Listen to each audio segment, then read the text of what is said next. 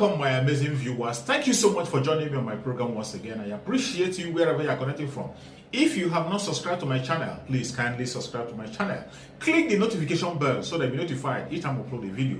You will be among the first to receive it. Thank you so much and remember blessed. Whenever you look my video, whenever you watch my video, share the video to all platforms. Share it to family and friends. Share it in your WhatsApp group so that people can get information on what is happening in the contraption called Nigeria, mainly against the Biafrans, against the Duduas, against the indigenous people in the contraption called Nigeria. I try as much as possible to set the record straight. I don't preach hate speech. I don't speak against people. I set the record straight. The only important thing I do here is to make sure that the plight of the people remains on the front burner and the world will know the true story of what is going on in the contraption called Nigeria.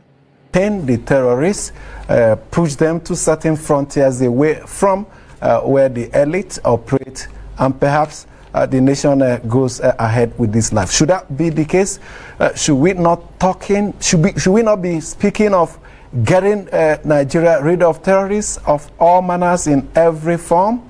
We didn't have terrorists some decades back then, but today it appears it has become part of our national life. For instance, the anti-Boko Haram war has been on for 13 years and counting. Who says it may not be on for another 13 years? And we have other issues in the northwest, southeast, south-south, middle belt. My guess to take a look at possible alternatives in dealing with this problem, perhaps uprooting it right from deep down, is Dr. Hussein Abdul. He's a political scientist and country director, Care International Nigeria. Thank you so much for joining us. Thank you, Ahmed. Thanks for having me. So, is it a way of life in Nigeria now, managing terrorism?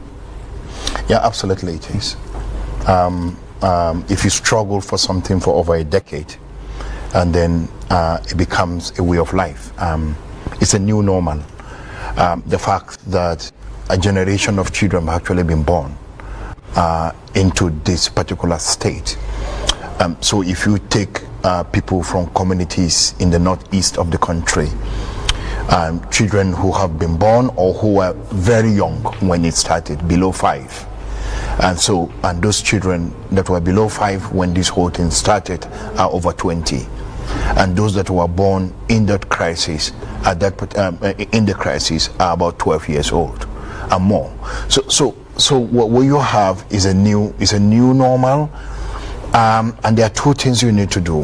One, you will need to continue to manage this situation, ensuring that damages are minimized, where we are also dealing with the underlying causes and ensuring that these ones who have carried on are properly contained and new ones are actually not getting another. It's a two-pronged approach you have to do, ensuring that the ones that have carried on are already fighting and all that are not getting new recruits.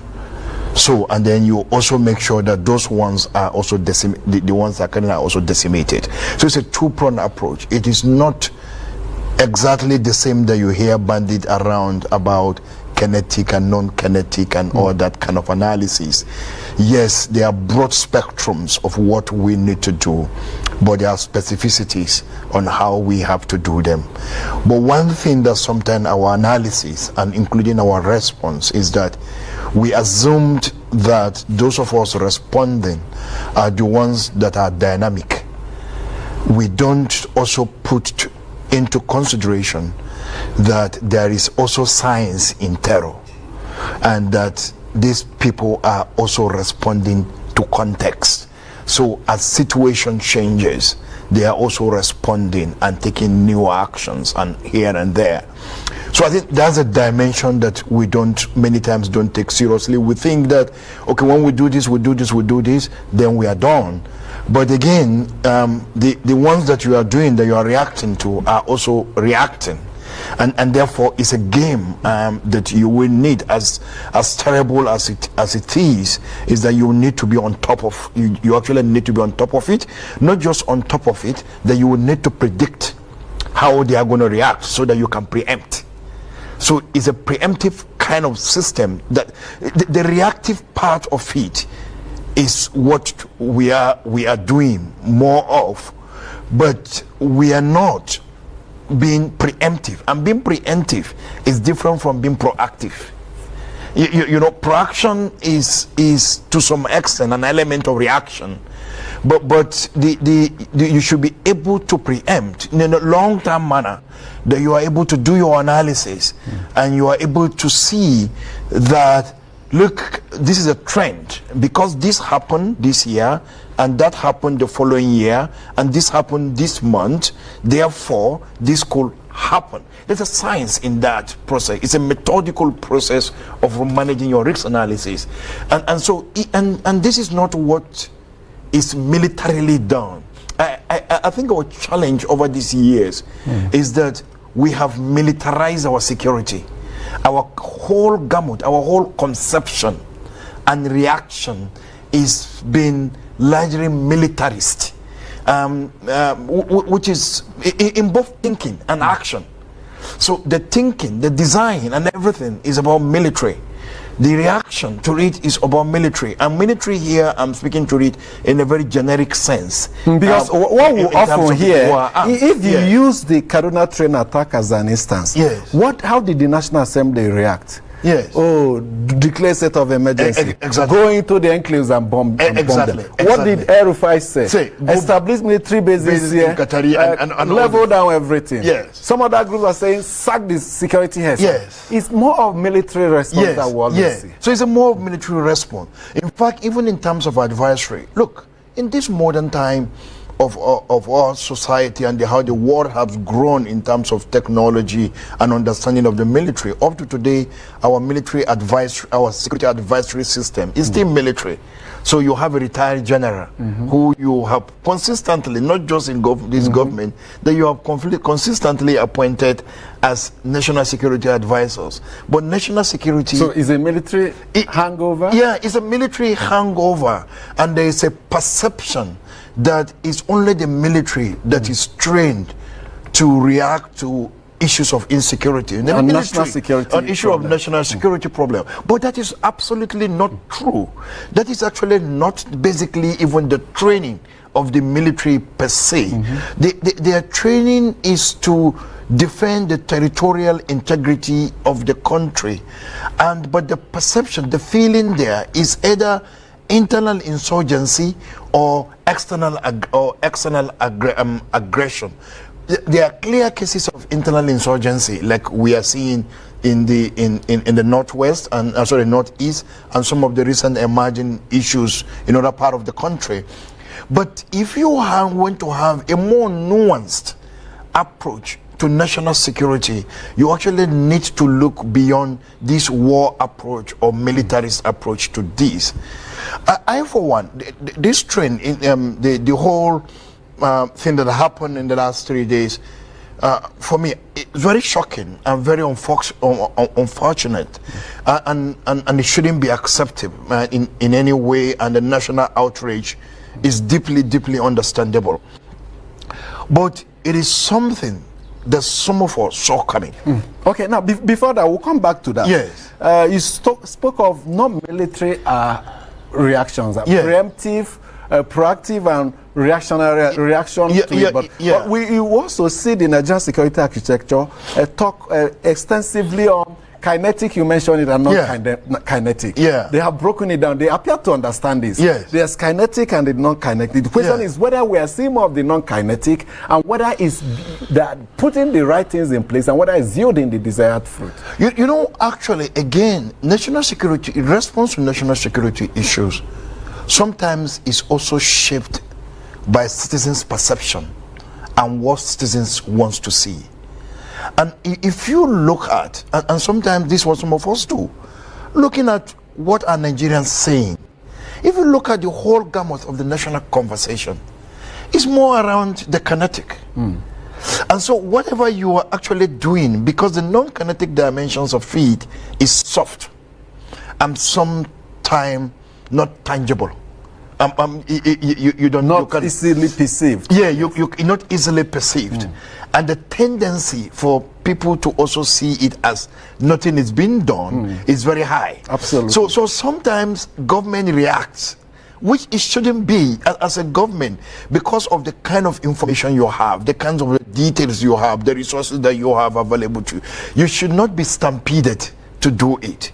But many times, particularly that we are in a political error, and sometimes popular perceptions and views are very important. Political coloration in terms of politics. You don't want to lose your constituents, and so you react based on what people actually want to see you doing, and you are reacting also consciously, and as well being conscious that this thing I'm doing may not even give me the result, but you still go ahead to do it because that is the expectation.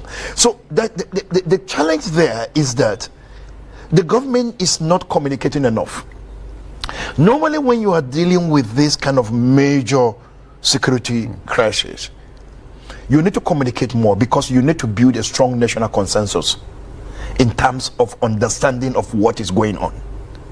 This is what we have collectively failed to do over the years, not just in this government. We fail to develop a strong national narrative to say this is the problem, and then galvanize the country to respond into a common solution to it.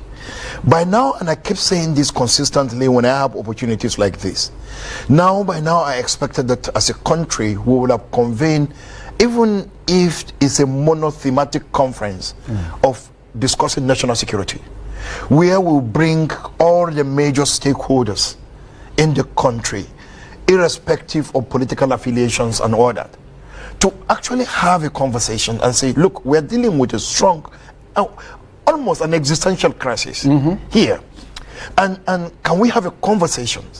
Bring everybody, traditional institutions, civil society organizations, opposition political parties, people in the government, even development partners. You sit down and you have a huge national conversations where you are able to create a common understanding of what this problem is and design a common response to that program and distribute them based on the specificity of the individual constituents that participated in that. This is what we expect from you, this is what we expect from you, and then we do that, and we have common processes of accountability, of measuring progress and all that. So we haven't done that. Would it sound more like a national dialogue, national conference? It may be like a national conference, but it's monothematic. It's only one theme. One issue. One theme, that this is what you are coming. So it creates a sense of emergency. That is if the national security issue is a mono-thematic, yes, one-way issue. If there are no other issues apart from that are not related directly or indirectly, if they are related, yes, if they are not related to this, it's not up for discussion. So you know that where we are going, this is a conference on national security. That's basically what you want to do. Of course, there will be attempts. People will try to say, "Oh, national security is broad. That we need to talk about social control, world food security, unemployment, and yes, there is those dimensions of security, but they are not issues that have to do with the politics of the country, whether it has to do with the structure. As important as those ones are, it's just that I'm saying that there's an emergency, and therefore we need to have that. It is not this one that an incident occur and then the next moment service chiefs are going to see the president. It's important for them to say, we want to see them seeing the president more regularly, not actually when incidents like this happen. So you convene that. When you do that, you consolidate actions, because everyone, even the opposition parties and others, are seen to be part of the solution, part of the process of seeking solution to this problem. Because one thing that we don't recognize is that it affects all of us. Absolutely. Everyone. I was even at some point expecting, I can't remember the last time the National Council of State met. Yes. I was expecting, even if there is possible, an emergency session. I think that they should meet within some time in a year. Yes. A National Council of State is a semblance of a national spread. Yes. Call this meeting and discuss this issue as a first step towards exactly, as a first step. But that is not a thinking group. With due respect to these people, to their service to the country, the excellent work that every one of them have done, and all. I want you to respond after this break. Please. Okay. Stay with us.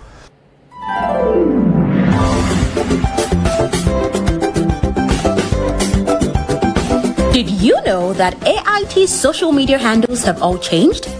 If you are one of the millions of our followers on Facebook, Twitter, and YouTube, this is introducing to you AIT's new official and rebranded social media handles.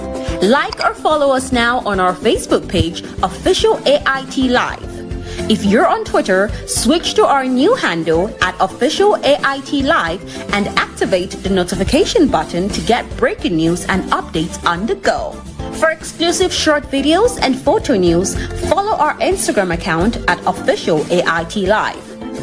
Subscribe to our YouTube channel, Official AIT Live, and enjoy live streaming of news and your favorite programs, where you can also watch our broadcast materials at your own convenience. Note that Official AIT Live is the only authentic social media profile name with all the handles on our website ait.live, with a notification prompt to accept and receive breaking news and updates on the go. Log on to Facebook, Twitter, Instagram, and YouTube platforms on your smartphone, tablet device, laptop, and desktop to follow us now. AIT.live. On air, online, online. Dr. Hussein Abdul, Country Director, Care International Nigeria, has been with me, and we've been taking a look at lasting, perhaps permanent solution to ending in terrorism in Nigeria, looking at different alternatives. Before we went on break, we were doing a comparative comparison of National Council of State sitting over the security prison and an enlarged forum. Yeah, and National Council of State, yes, it's a more like a recommendation and approving entity, very important in building national consensus on major issues. But if you want to have a conference on national security, it actually has to be a technical conference. Where you draw both politicians and other institutions, including the media and experts, who can come and do a proper diagnostics and dissecting, and also helping to build national consensus on terms of defining what we are dealing with. So it is so difficult in this country. Even if you look at the social media handles, you read what people write, including columns and media reportage. Different perceptions. There are different perspectives and perceptions and deep emotionalism and others, which is actually not allowing for a proper understanding. And sometimes we underestimate our power as citizens. Many times we shape government's reaction for good or for bad. We do that quite often with the way we react to issues and what we throw out there. But when there is no national consensus on it, and if we check, look, all over the world, particularly in developed democracies, when they are going to be involved in the major actions around this, even when they don't convene a conference, you see them taking action that is meant to mobilize citizens, to project and have a common ground. It doesn't mean that you are going to get a 100% endorsement of what you intend to do. It doesn't mean that. But it actually, what you want to have is that you want to present a narrative that people can actually hold you to account for. That's always very important in dealing with this major crisis, and I knew that consistently this has been my own message all over the last 12 or 13 years that this thing has started, that we need a national consensus of what we're dealing with. Today we hear about bandits, we hear about kidnappers, we hear different kinds of terrorism or whatever. We use different adjectives to describe, and which are not necessarily the same. We don't define them, we don't understand them, and order. So today, as a country, what we have is what we call like in the Niger Delta, when before the amnesty, so they were insisting they are freedom fighters. Some say they are agitators. They are agitators. Some say they are criminals. They are terrorists. Different adjectives. So you have different adjectives that we actually use to describe them. So basically, what we have as a country today is like we have a crime box, and in that crime box, there are different expressions of criminalities in that crime box. But what we are doing is that what we are seeing is a crime box, and what we are calling for is to smash the crime box. And typically, when you smash, because they are potpourri, there are different elements inside of different shapes and size. When you hit it, there are elements of it that will would disperse. But because you have not done a proper dissection or disaggregations to understand which is what. So like now, if you take the whole of northern Nigeria or the Kaduna axis that we are talking about, there are elements within that are largely could be associated with the terrorism, and terrorism here I mean like Islamist insurgency that we're experiencing in the northeast of the country. There are elements that are actually a reincarnation of armed robbery, who now see more this reward in kidnapping. So you use arm instead of using arm to take things, you take people, and then in exchange for money. In exchange for money. And then they are bandaged. The banditry is a sociological concept, and it is very territorial, and also a function of a community. So it operates banditry structurally and historically, if you look at around the world, because this is a phenomenon that has been there, and there are a lot of study, a lot of work that has been done around it, whether you call it Togis in the 18th century India, or you are calling it about the Irish bandit and the Scottish bandit in the cowboys Europe. in the US. or the cowboys in the US. Or the typical Robin Hood stories that we also heard about. So that there is a structure. They're part of a community. They exist there. There's an element of territory. They are not as mobile as you could see with kidnappers or armed robbers as well. So even when they move out, they have a base. They can move out to escape, and then they come back to base and all that. So we are not using that. We are dropping names. We are dropping concept. We're using the same thing. And again, the whole thing around terrorism, whether they are terrorists or not terrorists and all that. Look, terrorism has been clearly defined by different international instruments around what that means and what can be done about them. But it doesn't actually mean that anyone who actually uses arms to or to carry out certain crimes are easily labeled as terrorists and all that. There are different issues that we need to understand, and it's very important for us to actually respond to that. So disaggregating these different variants of crimes and having better response to them is what we actually need. But we are not discussive. We are not having conversation as a country, and therefore people just say what they like, and the reactions is also based on what people think. In the northwest of the country, that has been largely bothered by banditry. Each state, probably until now, each state is taking a different action. They couldn't even come together. Until recently. Until recently. They couldn't even come together to say, this is how we actually want to respond to this. But when you know that these people is the same community, they move around, they're sometimes even not very conscious of I don't know whether up till today, whether the states, the governments in the south, northwest have reached a consensus that negotiation with bandits are out of the way, whether it's not an option, because some of them were meeting them and some were clearly against it. Yes, some were clearly against it. Zamfara and Katsina were clearly states that were into the negotiation initially into the negotiation approach. But of recent, I've had Masari in many conversations saying that he regrets the actions and that they are not going to negotiate. Nasiru has been consistent to say that he's not going to negotiate with them, and that for him the only solution he knew is they have to be wiped out. So after the initial negotiations he had with them outside the country. After that's the earlier part of his government in reactions or to probably what happened post 2011 general elections and the violence, and trying to say, okay, probably compensation will solve the problem, and they did, negotiated, compensated, and it never solved the problem, and he's been consistent around that. I also knew that of late also the governor of Zamfara has also been clear to say that they are not going to negotiate. He was misled. But these are statements that people bandied around. You wouldn't go to any of the states where you find a comprehensive strategy document of the states to say, this is what we are dealing with, and this is how we want to approach. This is how we want to approach it. And it is based on what you have put together, how you want to approach it, that you can be able to galvanize support for the actions that you have put together. We don't have it. Let's quickly take some tweets. Remember, this program is quite interactive. The Twitter handles are being scrolled on the screen. Quickly sending a message or comment. After that, we'll come back to you.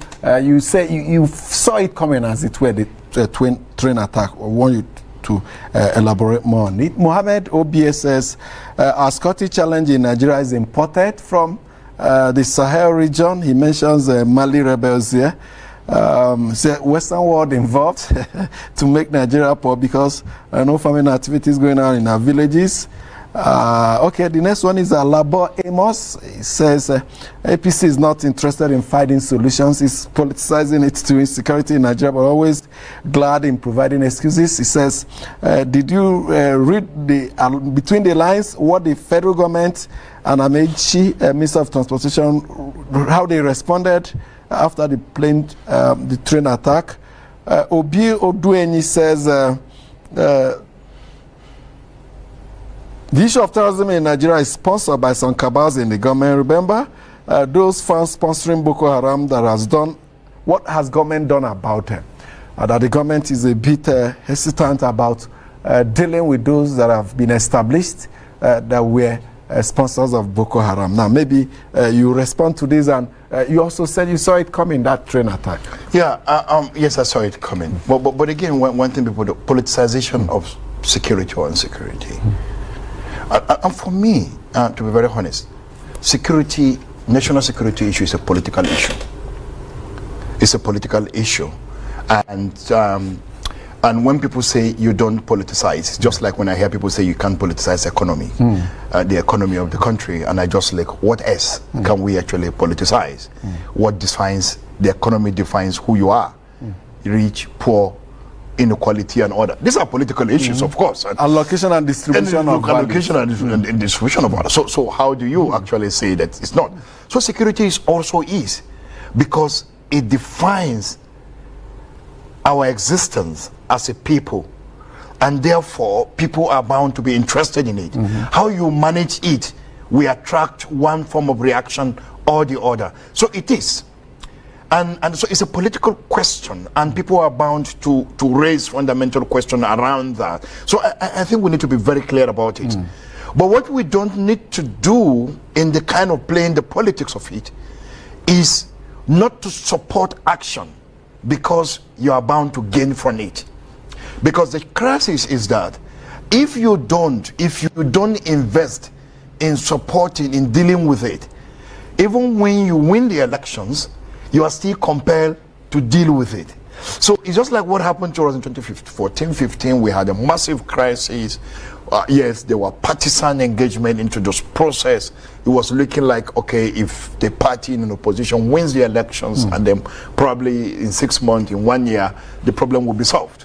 And it is getting to the end of the 8th year of this, and we're still struggling with it. So the same thing will actually happen. I think what politicians need to recognize is that issues like this, it's better you address it sometimes even before you get into power, because when you get into power after it's been addressed, it makes your life a bit much easier in addressing other issues. So for me, it's a political question, and there's no way. Political solution. Yeah, there should be a political solution to this, and so people should not say that we cannot. You cannot play politics. I don't come from that school. But again, on the train attack, anyone who is a keen observant of development in the country in the last 12 years or so, you will see the trend. The trend emerged amidst this crisis. And it emerged in a way that it didn't come as complementary to the existing means of transportation. Which should be the normal. Which should be the normal. It wasn't complementary. It came as an alternative, a strategic alternative based on security. So, ordinarily, because it's a mass carrier, if you know the political economy of this country and how it relates to transportation, apart from air, Nigerians upper class are not associated with mass carrying vehicles. They like to have control of their space and order. And then it now happens that they are no longer driving on those roads, and they are taking these ones and all that. And if you look at, because the kind of crime we are dealing with, they are not rewarding crime sometimes, meaning crime based on immediate gains. There are also crimes that are associated with making a point. They are symbolic crimes. So you want to make a point. So when a crime... Send a message. So send a message. So when a crime is associated with sending a message, it does not depend on any huge success. When it succeeds, very good for them. When it doesn't succeed, it still sends that same message. So the one that happened in October wasn't a big success in our own conceptions, probably, but it still sends a message that this is possible. And then this one happened. So for me, I'm not saying traveling by road is the safest way to go, but I've been personally been very cautious, and I've never taken the train. I don't know where the train station is actually located in Abuja here, and I always say that we need to get to understand this and respond to that. So even when these groups find out that, okay, the higher profile targets have deserted the roads and all that, the tendency is that they will one day try. You know, if it was just a matter of time. It's just a matter of time that they will one day try. And we didn't take enough actions in managing that. And then we also know the locations, the location of where these things happen, and the train conspicuously passed through that axis. The blind spots and all that. Yeah, those spots. And this area is an area I was discussing recently with a friend in Kaduna, and I said, look, this is an area that we know very well. And for anyone who was in Nigerian Defense Academy way back in 1999, there was an incident involving the commandant of the Defense Academy. I was in the academy at that time. And I remember he was coming to Abuja for the Armed Forces Provisional Ruling Council, meaning the council then of the military. PRC. Yeah, and he was coming to, and then at the Qatari axis, they ambushed him, and they had to continue the trip on his own and left his escorts behind, and to ensure that they fish out the perpetrators of that. And I remember when he came back, we were inspecting some of the vehicles that followed him, and we could see some perforations as a result of bullets. This was in 1999. And if you're a keen follower and you take this road very regularly, for some of us who see ourselves as Kaduna people, you just know that this is our blind spot, and it has transformed and has become a major center of this kind of situation that we have seen over the years. But you can see the trajectory. You can see how that has happened over these years. It's like the axis around on the Gwari Road, and all the crimes, the crises around that axis, from what in those days were quanta form of armed robbery to where we are today. The trajectories are definable and discernible. It is just that we couldn't flow with it. We didn't take the right actions, and there have been massive concentration, and I can see that is where the frustration of many people are coming from. I belong to many platforms on security, and you hear narratives around, look, and that's what Nasser is bringing out recently, to say we need to put military bases in those locations, because they have been defined as major spots of this kind of crime.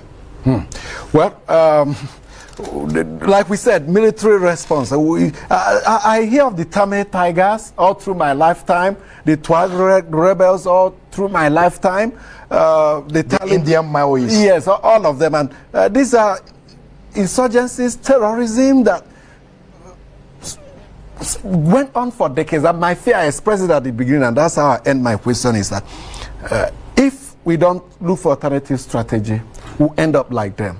Boko Haram fight may be on in the next 13 years, that's 26 years. If we look at the present trajectory, because it appears it's back and forth we're doing, we really need an alternative solution. I don't know whether dialogue with these elements is an option, as being thrown up by the likes of Sheikh Mianko. Yeah, I think that we didn't. I'm not a fan of outrightly the Gomis approach. particularly his... In 30 seconds, you answer. Oh my God. Yeah. But there's a lot we have to do, to be very honest, and it may involve dialogue. It may also involve mobilizing our communities and getting communities to be actually part of this response. Beyond the vigilantism, because for the Northwest, the vigilante system has actually been a major contributory factor to this crisis. But if it means mobilizing youth, training them, whether it's the police that is going to train them or it's the military that is going to train them, training them, and probably also arming them, and ensuring that they are able to stop this perpetual and that cycle of killing innocent civilians, while we are investing in these communities, in ensuring that we are isolating elements that could ordinarily join them, or elements that are actually tired of fighting, or elements or younger people in terms of investing in their social economic life to be able to handle the underlying factors, those factors that create this kind of situation. We'll have to end it here. Dr. Hussein Abdul, Country Director, Care International, offers his perspectives on ending terrorism in Nigeria. Thank you so much for doing that. And thank you also for being part of the program. My name is Amichi, and we will return on Friday for the very last edition of the week. Till then, have a good time. Thank you so much for your patience to watch from the beginning to the end. I hope you have learned something from the video you have just watched. The video you have just watched is to bring information to your doorstep and for educational purpose. It is not to demonize anybody. Let us watch continuously and see who can be able to make a sense out of every nonsense we are seeing. We must continue. We move. It doesn't matter what they do. It doesn't matter what they say. They will kill us. We will kill them. At the end of the day, Biafra is here. Thank you for watching. If you have not subscribed to the channel, please kindly subscribe to the channel. Click the notification bell so that you're notified each time I upload a video. You will be among the first to receive it. Thank you and remain blessed. Bye-bye. See you again.